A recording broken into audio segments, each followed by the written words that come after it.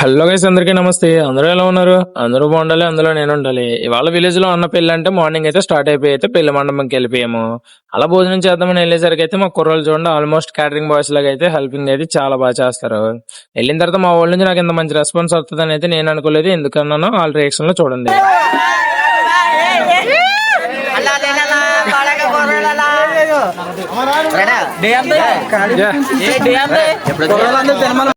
Honey chips ను ఒకడే తినేస్తున్నా, నాకు పెట్టరా అంటే ఆడు చూడండి ఎలా సిగ్గుపడుతున్నాడు. మా వాళ్ళ నుంచి నాకు ఇంత మంచి రెస్పాన్స్ వస్తుందని అయితే నేను కళ్ళ కూడా అనుకోలేదు. పెళ్లి కొడుకు తమ్ముళ్ళు చూడండి, పెళ్లి కొడుకు అంటే పొడవు ఉన్నారు. అలా పెళ్లికి వచ్చిన తర్వాత భోజనం చేయకపోతే బాగోదు కదా అని భోజనంకి అయితే వెళ్ళాను. తమ్ముడు ఒకటి ఏరే సరిపోద్ది అంటే రెండు వేసాడు. నెక్స్ట్ పెళ్లి అయితే అన్ని పెళ్లి అయితే ధూమ్ ధామ్గా చేసేద్దాం. అలా బిర్యానీలోకి చికెన్ వేసుకుంటే బాగుంటది కదా అని చికెన్ వేసుకున్నాను.